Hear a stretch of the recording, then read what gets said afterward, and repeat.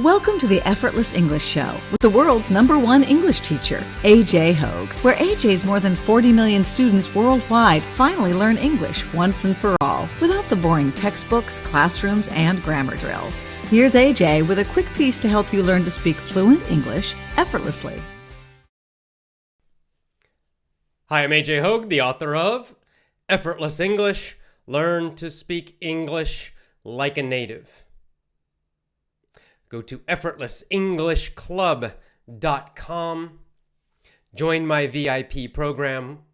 Learn to speak English confidently, fluently, powerfully, persuasively. Join my VIP program at effortlessenglishclub.com. Effortless English Show. Today's topic: get off your knees and fight for your dreams. You are surrounded by doubters, people who doubt you, who doubt your big ideas, who doubt your big dreams, who doubt your big goals. You're surrounded by critics, people who criticize you. Criticize you when you fail, criticize you when you make mistakes, criticize you when you do something foolish, criticize you when you have a big idea, it doesn't work. And you hear these voices in your head, right? Over time, in your life, these voices of the doubters, the critics, they get into your head, and you start to hear them, so that even when people are saying nothing, you're still imagining, right? You're still imagining the criticism. You're still imagining the doubt. Their voices become your own voice inside your own head, doubting yourself, criticizing yourself. Why is this a problem? Because it stops you from taking action, causes you to doubt yourself, to hesitate, to fear taking that action, to fear trying to achieve your dreams, whatever they are.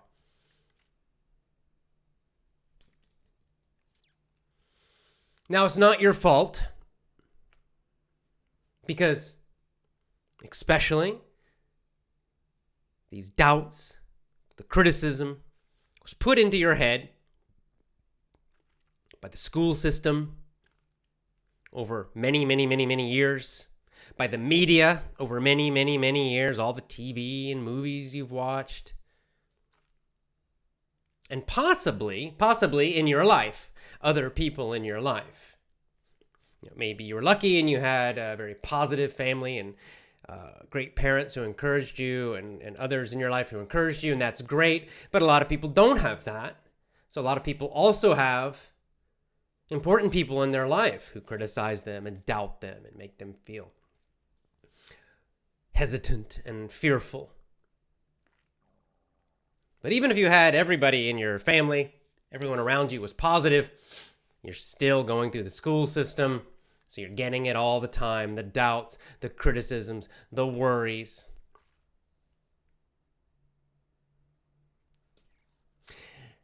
This causes you to do two things. Number one, to doubt yourself, to not believe in yourself. You lose confidence in yourself, in your ability to handle problems and difficulties. You lose confidence in failing and learning from it and surviving and continuing. The other thing you learn is to obey, to fear the criticism of others. To fear other people laughing at you, saying you're foolish, saying you were wrong, all those things, right? In school, all the peer pressure, we call it, the pressure from the other kids, criticizing and bullying anybody who's different, anybody who looks a little foolish, a little uncool. Maybe you don't realize it, but these messages go deep because they happen to you when you're young, before you can resist them very well. And this is why so many have these negative voices constantly doubting themselves and criticizing themselves. Even if everyone else around them says nothing, you still have the voice in your head stopping you. And if you have other people also saying negative things to you, it's even worse. It's even worse.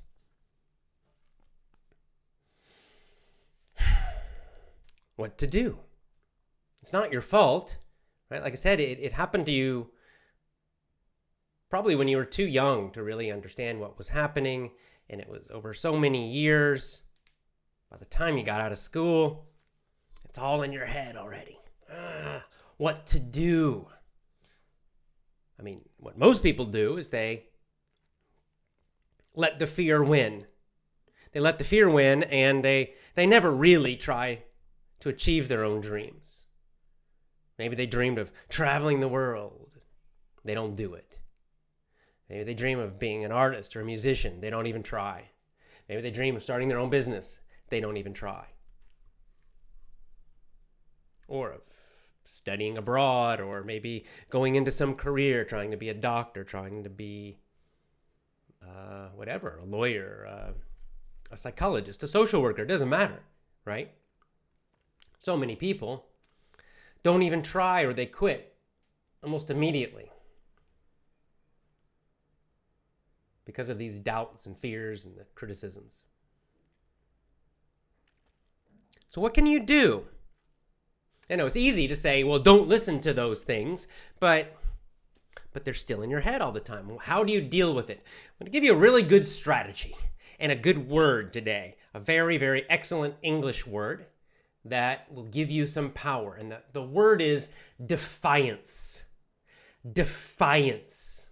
The verb is to defy, D-E-F-Y, to defy. This is a powerful word. It has a strong emotional feeling in English. To defy, and the noun is defiance. What does this mean? It means like rebellion, resistance, to fight against. And it has the idea of fighting against something that's wrong, or fighting against someone who is wrong. It means fighting for something that's good, fighting for something that's truthful, fighting for yourself, going against the critics, going against the doubters, going against the voices in your head that are negative. Defiance, defy them. Let me give you an example. A very famous example, Michael Jordan.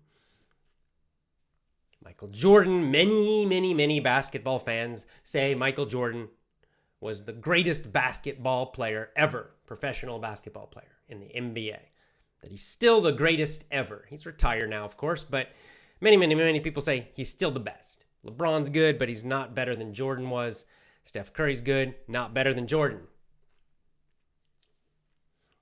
You can argue about this, but he certainly was one of the greatest ever. And it's kind of famous, at least in America, that Michael Jordan has an interesting personality. Because in interviews, and even after he retired in interviews, and when he talked about his success, he had this strong defiance, this strong attitude of defiance. He used this emotion as motivation to become great, to succeed and become great. How did he do that? Well, see, it turns out way back when he was in high school, when he was good, this is the time in America where a lot of athletes really become serious. It's at the high school level. This is where they have the possibility to maybe become really good and possibly go to become professional, or not good enough and they get cut and then it's over. Their athletic career is finished. So in high school, I think it was his early days of high school, Michael Jordan got a lot of criticism from coaches. He was not, like the star of his team. And several people in his life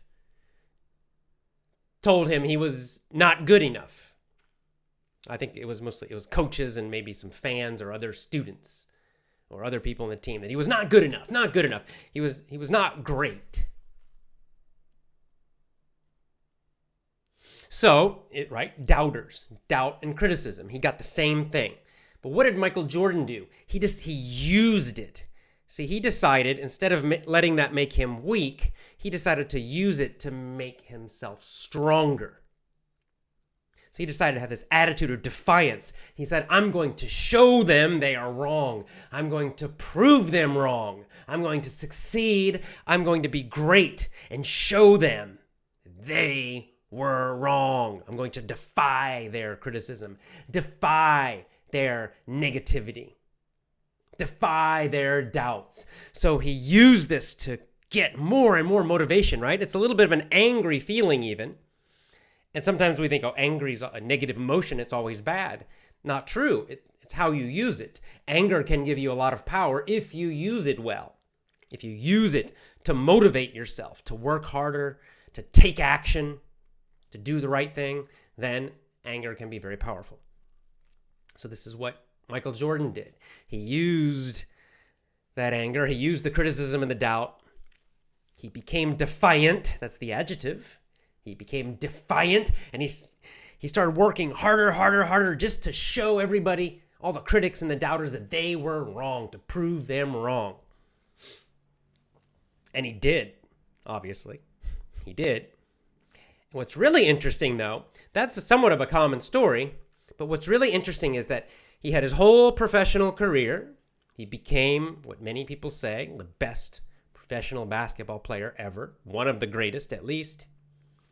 He retired, and then after they interviewed him, after he retired, his whole career's finished, he still mentioned this story. And he still said, I showed them they were wrong. He was still using it as motivation. Amazing. He was still getting power from it. So he was taking the negative opinions, the doubts, the criticisms, what most people use to become weak, he took it and used it to become stronger and more powerful.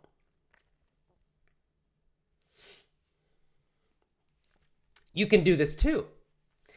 Instead of getting fearful, oh, people might criticize me, I might look foolish, I might not look cool.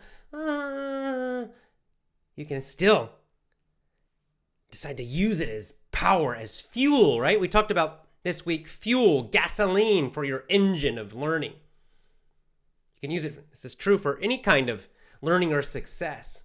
And you can even take something like a little bit of anger, a little bit of doubt, and turn it into power, turn it into that fuel for motivation.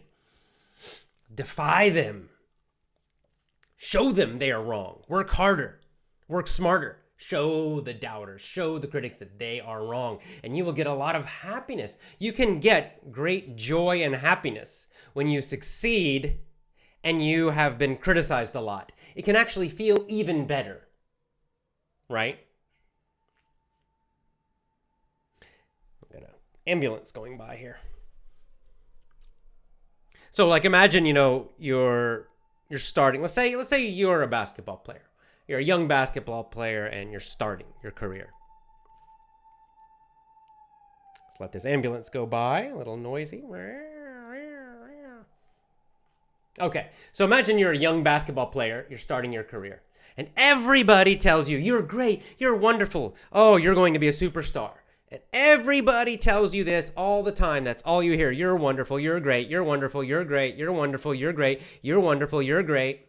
Years and years they tell you, and then finally you succeed. Yeah, probably you'll still be happy. You'll still be very happy. You become a professional and you become a great player. That'll feel good. You'll still feel proud of yourself, right? But in a way, you almost expected it because everybody told you your whole life that you were going to be great and wonderful. Now imagine the opposite. Imagine from your whole life, you love playing basketball, but everybody around you told you, you can't do it. You can't do it. You'll never be a good basketball player. You'll never succeed. You should quit now. And just everybody around you, 100% negative, criticizing you, doubting you all the time. And you have to fight and you have to overcome the doubt and overcome the criticism and all this negativity. And you struggle and you struggle and you fight and it's so difficult. And then finally, you succeed. You become a professional. You become great.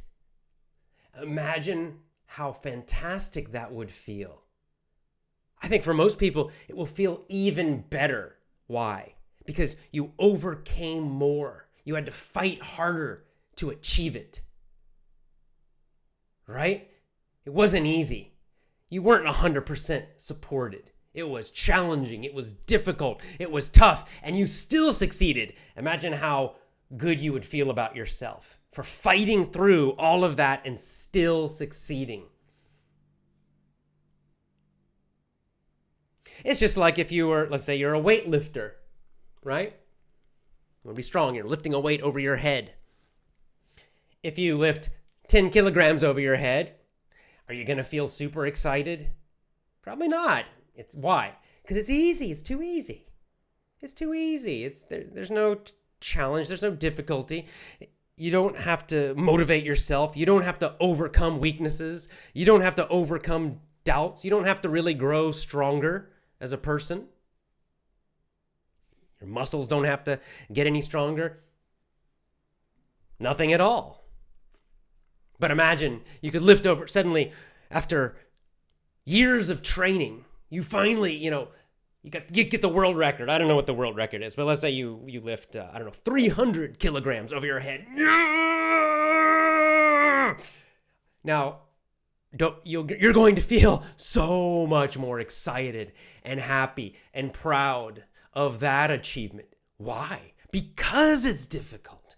Because you had challenges. Because there were many times you thought, I'll never do it. And still you kept going. Because people doubted you. Because you even doubted yourself sometimes, and yet still somehow you finally did it. Or, maybe you're a runner. Maybe you're not even a runner. Maybe you're overweight. And right now, just to walk 5 kilometers is super, super, super difficult. You can't do it. You can't do it. You're out of shape. You can't do it. And you suddenly one day you go out and you walk 1 kilometer. Will you feel fantastic? Will you feel like you achieved something wonderful and great? Will it change you? No. No challenge. But imagine you start training and working hard. You decide, I'm going to run a marathon. And you train maybe 6 months, a year, running and running and running every week, almost every day. And it's hard, and some days it's really hard. Some days it's raining and you're out running in the rain. Some days it's cold, you're running in the cold. In the summer, you're running in the heat and you're pouring sweat. And some days you're really tired, you don't want to do it at all. But you keep going, and then you get into the race, you do the marathon, you're feeling good, and then at halfway you start feeling tired, your legs hurt, and your shoulders hurt. Oh, you want to quit, but you keep going. And then you're getting towards the end, you're exhausted, you're tired, and then there's a big hill. It's even harder at the end. And you don't quit though, you keep going, and you cross the finish line and you do it. How do you feel in that moment? I'll tell you, you feel fantastic. Because it was hard, because you doubted yourself many times, maybe because even other people doubted you. But you defied the doubt and you kept going. You kept fighting. In many parts of life, if something's too easy, we don't feel any satisfaction. Why? It does not push us to grow. It does not push us to become stronger. It does not push us to become smarter. It does not push us to be better people, to believe in ourselves, to become more confident. It's really those changes that are so important. And so, if you dream about starting your own business but you're afraid, that's okay. But defy the fear. Keep going. If you're surrounded by people who are doubting you and criticizing you because you're trying this strange way of learning English, effortless English, that's okay. Keep going. It's going to feel even better when you succeed. And show them. And show yourself. Whatever it is. Whatever those dreams are. You need to stand up for yourself. You need to stand up for the truth. You need to stand up for your dreams, especially when you are criticized, especially when you fear the criticism, especially when you doubt or others doubt you. Especially then, stand up, get off your knees. So many people live on their knees. It means they're bowing to somebody else. They're letting someone else stand over them and stop them from living the life they want. Or maybe they're letting a lot of people stand over them. You need to stand up. Defy them, defy the doubters, defy the haters, defy the critics. Use it as fuel, use it as motivation, and I promise you, you will succeed, and it will feel even better when you do. Join my VIP program at effortlessenglishclub.com. Go to effortlessenglishclub.com. Lots of love to you. Mwah! See you next time.